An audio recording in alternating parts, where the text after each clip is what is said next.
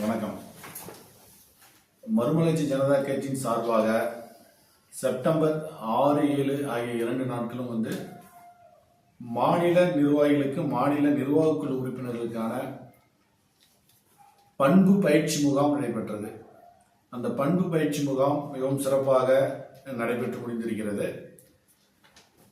தமிழக அரசியலிலே, இந்திய அரசியல் வரலாற்றிலே, அரசியல் கட்சிகளிலே நேர்மையாக, தூய்மையாக அரசியல் பயணிக்க வேண்டும் என்பதற்காக மறுமலர்ச்சி ஜனதா கட்சியின் சார்பாக நிர்வாகிகளுக்கு எவ்வாறு நாம் மக்களிடத்திலே நேர்மையானவர்களாகவும், தூய்மையானவர்களாகவும், ஊழலற்ற, அழுக்கற்ற, நேர்மையாக செயல்பட வேண்டும் என்ற ஒரு பயிற்சியை இன்று சேலம் மாவட்டம் ஏற்காட்டிலே ஏற்காட்டு மலை கிராமத்திலே நாங்கள் சிறப்பாக பயிற்சி நடைபெற்று முடிந்திருக்கிறது.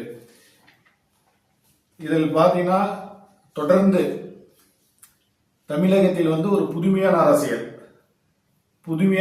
முன்னெடுக்க வேண்டும், இளைஞர்களை முன்னிறுத்தி அரசியல் செய்ய வேண்டும், புதிய இளைய தலைவர்களை உருவாக்க வேண்டும் என்ற அந்த நல்ல நோக்கத்துக்காக இந்த பயிற்சி முகாமிலே பல்வேறு பயிற்சிகள் அரசியல் சார்ந்து, சமூகம் சார்ந்து, கல்வி சார்ந்து, மருத்துவம் சார்ந்து, மக்கள் சார்ந்து, மக்கள் நலன் சார்ந்து, நேர்மை, தூய்மை எவ்வாறு செயல்பட வேண்டும், மக்களுக்காக எவ்வாறெல்லாம் பணியாற்ற வேண்டும் என்பது ஒரு பண்பு பயிற்சி முகாம் 2 நாட்களாக மறுமலர்ச்சி ஜனதா கட்சி மாநில நிர்வாகிகளுக்கு வழங்கியிருக்கிறது.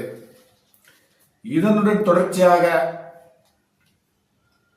அக்டோபர் மாதத்தில் முதல் வாரத்தில் மாநில நிர்வாகிகள் மற்றும் மாநில செயற்குழு உறுப்பினர்களுக்கு கட்சியின் பயிற்சி பண்பை வழங்க வேண்டும் என்பதற்காக தருமபுரி மாவட்டம் வத்தல் மலையிலே பயிற்சி முகாம் நடைபெறும் என்று நாங்கள் தெரிவிச்சுக்கிறோம்.